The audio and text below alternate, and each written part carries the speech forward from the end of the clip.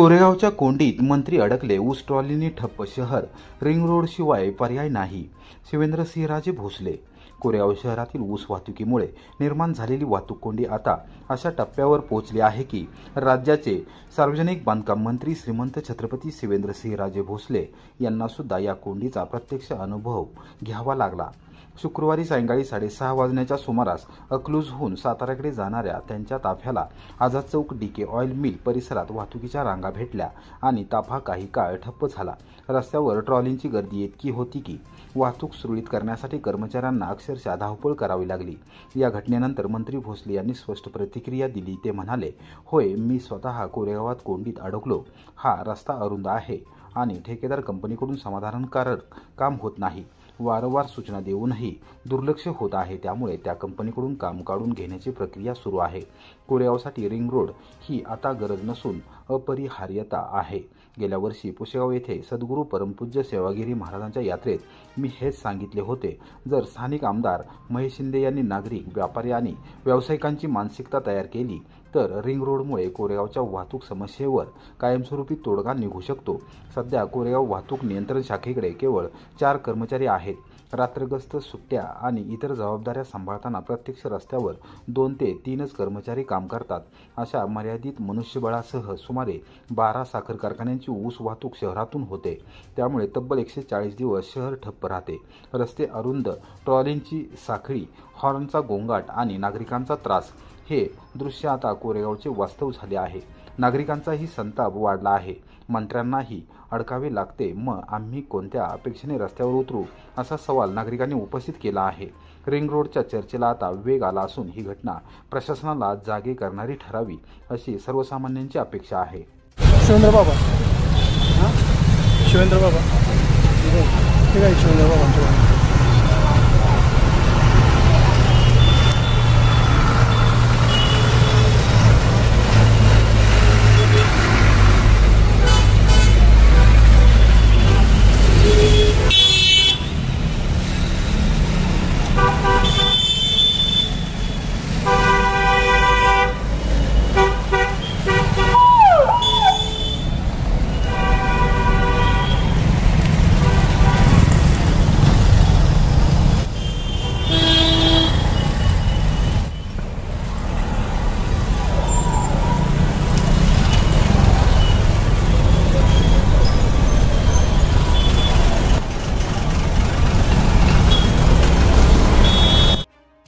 सातारा जिल्ह्यात राजकीय भूकंप.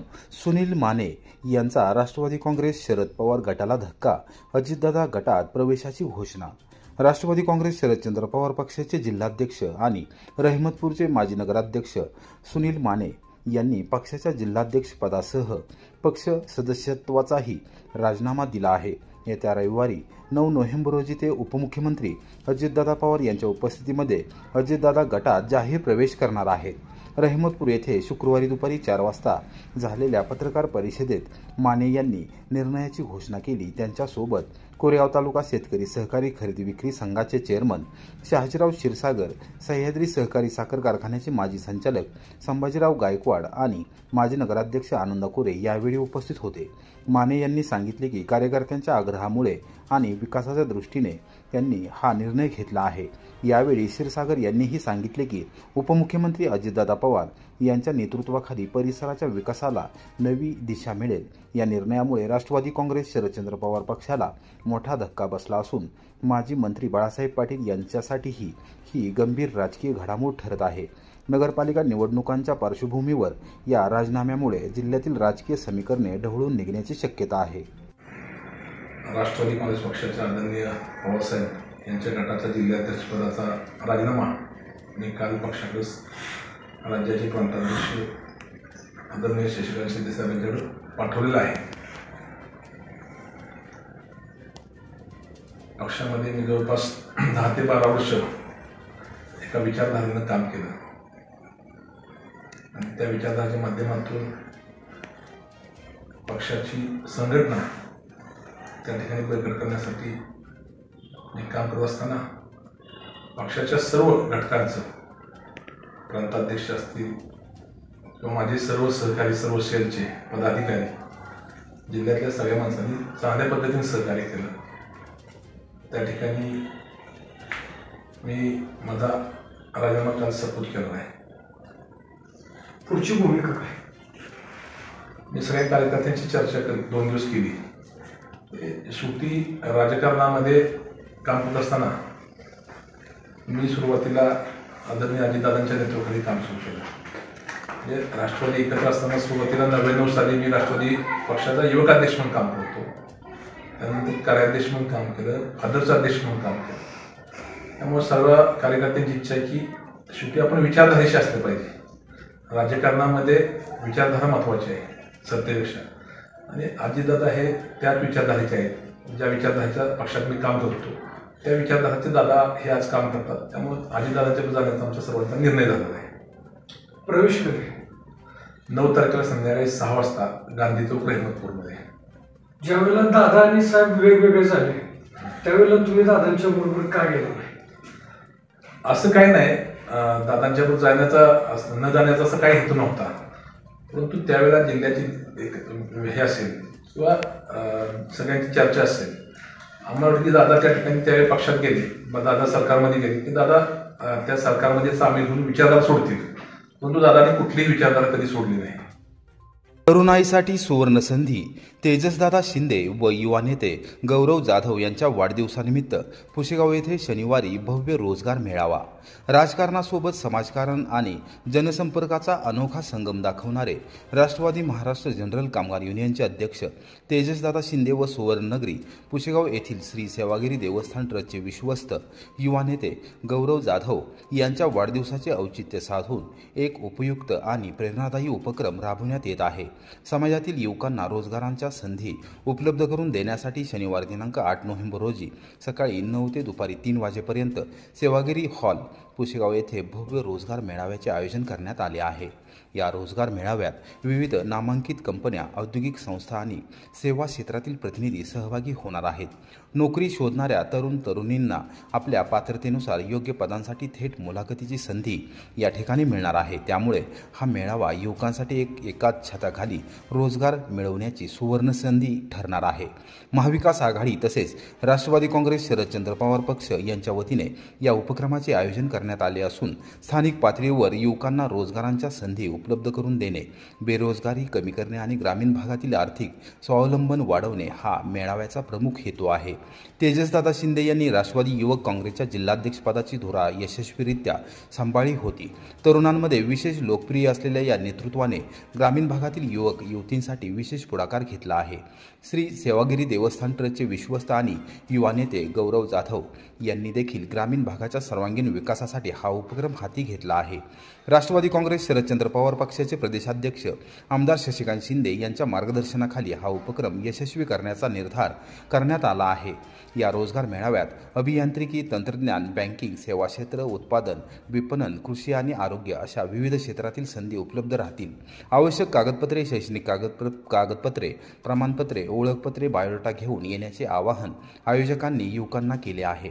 या रोजगार मेळाव्यात सहभागी होणाऱ्या कंपन्यांकडून शेकडो तरुणांना नोकरीची संधी मिळण्याची शक्यता आहे. त्यामुळे पुशेगाव परिसरातील तसेच सातारा जिल्ह्यातील तरुणांनी या संधीचा लाभ घ्यावा असे आवाहन महाविकास आघाडी आणि राष्ट्रवादी काँग्रेस शरदचंद्र पवार पक्ष यांच्या वतीने करण्यात आले आहे. नमस्कार. सातारा जिल्ह्यातल्या तरुण तरुणींना या ठिकाणी मी निमंत्रण देतोय. पुशेगाव येथे 8 तारखेला रोजगार मेळावा आम्ही आयोजित केलेला आहे. महाराष्ट्रातील नामांकित अशा प्रकारच्या कंपन्यांना आम्ही निमंत्रित केलेलं आहे. आपल्या या असलेल्या रोजगार मेळाव्याला तिथल्या तिथे जॉब कार्ड देण्याचा आपण निर्णय घेतोय. तरी आपण सगळ्यांनी या असलेल्या योजनेमध्ये सहभागी व्हावं, प्रतिसाद द्यावा. रहमतपूर नगरपालिका निवडणुकीत समाज माध्यमांवर संयम बाळगा. सहाय्यक पोलीस निरीक्षक सचिन कांडगे पाटील यांचे आवाहन. रहमतपूर नगरपालिकेची सार्वत्रिक निवडणूक काही दिवसांवर येऊन ठेपली असून निवडणुकीदरम्यान कायदा व सुव्यवस्था राखण्यासाठी पोलीस दल पूर्णपणे सज्ज असल्याची माहिती सहाय्यक पोलीस निरीक्षक सचिन कांडगे पाटील यांनी दिली. शुक्रवारी दुपारी 3 वाजता रहमतपूर पोलीस ठाण्यात आयोजित पत्रकार परिषदेत त्यांनी सांगितले की निवडणूक काळात समाज माध्यमांवर कोणीही चुकीची माहिती प्रसारित करू नये, अफवा पसरू नये किंवा कोणाच्याही चारित्र्यावर टीका करणाऱ्या, द्वेष पसरवणाऱ्या पोस्ट टाकू नयेत. अशा प्रकारच्या पोस्ट केल्यास संबंधित संबंधितांवर कायद्यानुसार कठोर कारवाई करण्यात येईल असा इशाराही त्यांनी दिला.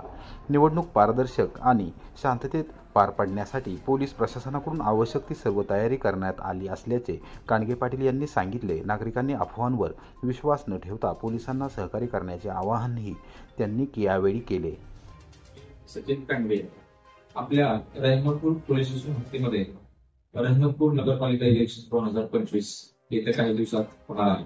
इलेक्शन हे तरी पाहिजे तर आपल्या लोकशाही बळकट करण्याचे एक महत्त्वाचे साधन आहे आणि ते खेळीमेळीनेच केले पाहिजे. मी आपल्या रहिमतपूर जनतेला आवाहन करतो की सर्वांनी येणारे नगरपालिका इलेक्शन आनंदाने साजरे करावे. कोणीही एकमेकांच्या विषयी सोशल मीडियावरती आक्षेपार्ह बोलू नये, कोणाच्या भावना दुखवू नये, गावातील जातीय सलोखा अबाधित ठेवा आणि जर कोणी असे कृत्य केले सोशल मीडियावरती, फेसबुकवरती, इंस्टाग्रामवर, व्हॉट्सअप ग्रुपवर जर कोणी एकमेकांच्या विषयी द्वेषकारक जर बोलले तर त्यांनी कायदेशीर कारवाई होण्यास तयार राहावे. कोणाचीही गैर केली जाणार नाही. आपण सर्वजण एक आहोत. इलेक्शन हे आनंदाने साजरे झाले पाहिजे. त्या पद्धतीने सर्वांनी आनंदाने इलेक्शन साजरे करावे अशा प्रकारे मी सर्वांना शुभेच्छा देतो. धन्यवाद.